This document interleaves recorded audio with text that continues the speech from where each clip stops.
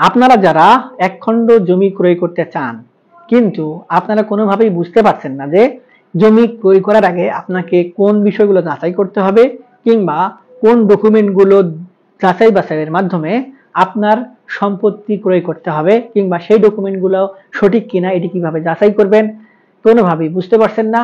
আজকের এই ভিডিওটিতে সেই সকল বিষয় নিয়ে বিস্তারিত আলোচনা করব। সুপ্রিয় ভিউয়ার্স, ভিডিওর বিষয়বস্তু অত্যন্ত গুরুত্বপূর্ণ। ভিডিওটি মনোযোগ সহকারে না দেখলে আপনি কিছুই বুঝতে পারবেন না। আর দেখার পর যদি ভালো লাগে, আরো কোনো ভিডিও দেখার আগ্রহ জন্মায়, তাহলে আমাদের চ্যানেলটি সাবস্ক্রাইব করে রাখতে পারেন। আর পরবর্তী ভিডিওর নোটিফিকেশন পেতে পাশে থাকা বেল আইকনটি চেপে দিয়ে রাখবেন। আসসালামু আলাইকুম। সুপ্রিয় ভিউয়ার্স, আমরা বিভিন্ন সময়ই জমি ক্রয় বিক্রয় করে থাকি।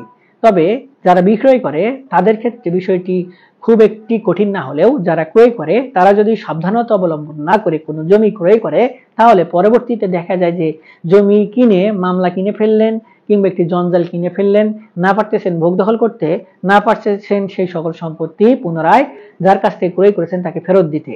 এখন আমরা জমি ক্রয় করার সময় অনেক সময় তাড়াহুড়ো করে ফেলি, যার কারণে ভুল ভ্রান্তিগুলো হয়ে থাকে। এই ভুল ভ্রান্তিগুলোর মধ্যে যেগুলো সাংঘাতিক ভুল সেগুলো নিয়ে আজকে আলোচনা করব। ধরুন আপনি এক খণ্ড জমি ক্রয় করবেন, যে ব্যক্তির কাছে ক্রয় করবেন সেই ব্যক্তি ওই সকল জমির মালিক কিনা কিংবা ক্রয় করার জন্য যোগ্য ব্যক্তি কিনা এটি আমাদেরকে সর্বপ্রথম যাচাই বাছাই করে দেখতে হবে। এখন সর্বপ্রথমে যেটি দেখতে হবে, যে ব্যক্তি সম্পত্তি বিক্রয় করতে চাচ্ছে তিনি সম্পত্তির ভোগ দখলে রয়েছেন কিনা। তিনি যদি সম্পত্তির ভোগ দখলে না থাকে, অন্য কোনো ব্যক্তি ভোগ দখলে থাকে, তাহলে ওই সকল ব্যক্তি কি কারণে ভোগ দখল রয়েছে। তিনি কি জবরদখল করে রয়েছে কিংবা অবৈধভাবে ভোগ দখলে রয়েছে, কিন্তু যে ব্যক্তি সম্পত্তি বিক্রয় করছে তিনি আসল মালিক, তাহলে আপনার সম্পত্তি ক্রয় না করাই ভালো। যদি ভোগ দখলে থাকে তাহলে সম্পত্তি বিক্রয় করতে কিংবা ক্রয় করতে সুবিধা হয়। আবার অনেক ক্ষেত্রে যে সকল ব্যক্তি সম্পত্তি ভোগ দখলে থাকে তারা লিজ নিয়ে থাকে কিংবা বন্ধকি নিয়ে থাকে। এখন বন্ধকির টাকা দিতে পারতেছেন না, যার কারণেই তিনি সম্পত্তি ভোগ দখলে নেই, আপনার কাছে বিক্রয় করে দিচ্ছেন, দিয়ে টাকা যেটি পাবেন সেটি দিয়ে ওই সকল ব্যক্তির সঙ্গে ঝামেলা মিটিয়ে আপনাকে সম্পত্তি ভোগ দখল বুঝিয়ে দিবেন।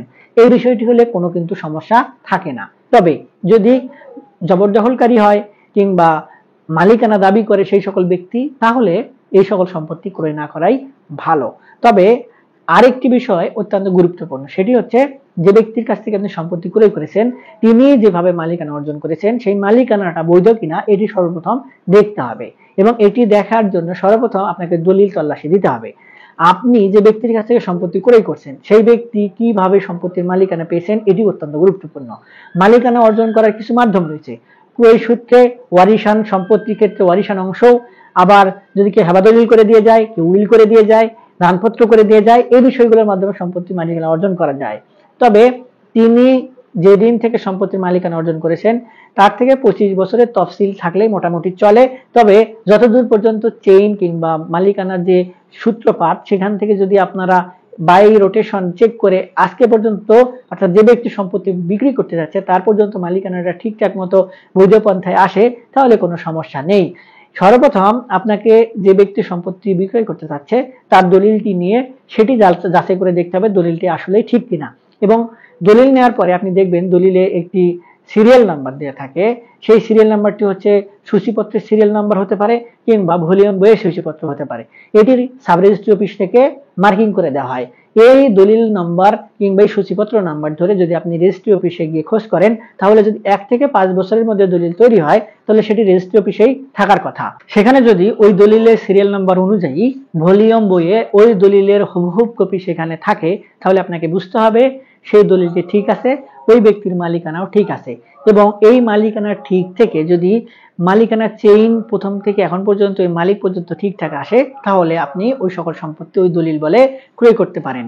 তবে এই ক্রয় করার আগে আরেকটি বিষয় অবজারভেশন রাখতে হবে, যদি তিনি দলিল বলে মালিক হন তাহলে অবশ্যই যে জমিটি তিনি বিক্রয় করতে চাচ্ছেন সেই জমিতে তার নামে খতিয়ান সংশোধন করা রয়েছে কিনা। অনেক সময় সরাসরি সরকার কর্তৃক ভূমি জরিপ চালিয়ে রেকর্ড খতিয়ান সংশোধন করে দেওয়া হয়। আর যদি মালিকানা হস্তান্তরের পর থেকে কোনোভাবে সরকার কর্তৃক রেকর্ড খতিয়ান চলমান না হয় তাহলে নামজারি এবং মিউটেশন কিংবা জমা খারিজের মাধ্যমে রেকর্ড খতিয়ান সংশোধন করা হয়।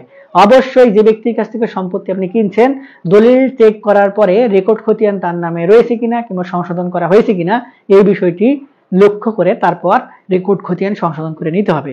আপনি যদি কোনোভাবে জমি ক্রয় করার পরে অর্থাৎ দলিল তৈরি হওয়ার পরে যে ব্যক্তির কাছ থেকে সম্পত্তি ক্রয় করেছেন সেই ব্যক্তির নামে রেকর্ড খতিয়ান সংশোধন হয়, তাহলে কিন্তু একটি ঝামেলার মধ্যে পড়তে পারেন। ওই সকল সম্পত্তি অন্য কোনো মালিকানা যদি দাবি করে কেউ, তাহলে তিনি কিন্তু আপনাকে সমস্যার মধ্যে ফেলতে পারে। সুপ্রিয় ভিউয়ার্স, এই দুটি বিষয় কিন্তু অত্যন্ত গুরুত্বপূর্ণ। আর ওয়ারিশান সম্পত্তি ক্রয় করার ক্ষেত্রে আরেকটু সচেতন হতে হবে। ওয়ারিশান সম্পত্তি ক্রয় করার সময় আপনাকে অবশ্যই লক্ষ্য রাখতে হবে যে যে ব্যক্তি আপনাকে ওয়ারিশান সম্পত্তির অংশ আপনার কাছে বিক্রয় করছে সেই সকল ব্যক্তি যদি তার নামে রেকর্ড খতিয়ান দেখায় কিংবা সম্পত্তির ভোগ দখল দেখায়, তারপরেও আরেকটি বিষয় অবশ্যই মাথায় নিয়ে সম্পত্তি ক্রয় করতে হবে। সেটি হলো ওই সকল ব্যক্তি যদি কোনো অন্য ওয়ারিশ থাকে, তাহলে তার যে সম্পত্তি তিনি ভোগ দখল করছেন সেই সকল সম্পত্তির অনুকূলে তাদের নিজেদের ওয়ারিশদের মধ্যে বন্টন দলিল কিংবা বাটোয়ারা দলিল রয়েছে কিনা, এবং সেই বাটোয়ারা দলিলে ওই সকল ব্যক্তি যে ব্যক্তি সম্পত্তি আপনার কাছে বিক্রয় করছেন ওই ব্যক্তির নামে ওই সকল সম্পত্তি ওই দাগে বাটোয়ারা দলিলে উল্লেখ করা রয়েছে কিনা, এবং ওই বাটোয়ারা দলিল দিয়ে তার পরবর্তীতে সম্পত্তিগুলো তার নামে খতিয়ান সংশোধন করা হয়েছে কিনা, এই বিষয়গুলো অবশ্যই গুরুত্বপূর্ণ। আর একটি বিষয় সবসময় বলে আসি যে অনেকেই কিন্তু নানা কায়দায় নানা ওসিলায় প্রতারণা করে ঘুষ প্রদান করে ক্ষমতা দেখিয়ে তাদের নিজেদের নামে জাল দলিল তৈরি করে, সেগুলো পরবর্তীতে রেজিস্ট্রেশনও করে। আবার অনেক ক্ষেত্রেই খতিয়ান সংশোধন নানান কায়দায় করে ফেলে। এগুলো যাচাই বাছাই করে যদি আপনি সম্পত্তি ক্রয় না করেন, তাহলে পরবর্তীতে কিন্তু আপনি ওই সকল সম্পত্তি ক্রয় করে ঝামেলার মধ্যে পড়বেন, মালিকানা ঠিকঠাক মতো প্রতিষ্ঠিত করতে পারবেন না, নানান ঝামেলায় জর্জরিত হয়ে জমি আপনার জন্য জঞ্জাল হয়ে দাঁড়িয়ে যাবে। সুপ্রিয় ভিউয়ার্স, এই দুটি পন্থা যদি আপনি সুস্পষ্টভাবে মেনে মেইনটেইন করে তারপরে জমি আইনি প্রক্রিয়া মেনে দলিল তৈরি করে সেই দলিলটি রেজিস্ট্রেশন করে সম্পত্তির ভোগ দখলে যান এবং পরবর্তীতে সেই সকল সম্পত্তি নিজেদের নামে নামজারি করে কিংবা জমা খারিজের মাধ্যমে খতিয়ান সংশোধন করে নেন, তাহলে সম্পত্তির ভোগ দখল নিশ্চিন্তে থাকতে পারবেন, কোনো ধরনের সমস্যা হবে না। এর ব্যতিক্রম যদি করে ফেলেন কিংবা হয়ে যায়, সেক্ষেত্রে কিন্তু আপনার সম্পত্তির মালিকানা পরবর্তীতে সমস্যা হবে, আপনি সম্পত্তি ভোগ দখলে নাও থাকতে পারেন, অন্য কোনো ব্যক্তি আপনার নামে মামলা করলে শাস্তির আওতায় পর্যন্ত আপনার আসার সুযোগ রয়েছে। সুপ্রিয় ভিউয়ার, আশা করি এর থেকে সুন্দরভাবে আপনারা আর কোনো জায়গায় বুঝতে পারবেন না। তারপরে যদি এই সংক্রান্ত বিষয় নিয়ে আপনাদের আরো কোনো কিছু জানার আগ্রহ থাকে, বোঝার আগ্রহ থাকে, একজন ভালো অভিজ্ঞ আইনজীবীর পরামর্শ গ্রহণ করবেন। অন্য কোনো দালালের পরামর্শ নিয়ে কোনো পদক্ষেপ গ্রহণ করবেন না।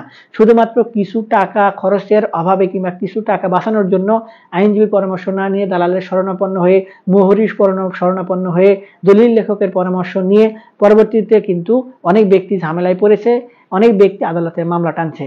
আর এই বিষয় নিয়ে যদি আমাদের থেকে কোনো পরামর্শ নিতে চান, কোনো সহযোগিতা নিতে চান, তাহলে আমাদের ভিডিওর নিচে কমেন্ট বক্স রয়েছে, সেখানে কমেন্টস করবেন, আমরা আপনাদের সহযোগিতা করার চেষ্টা করব।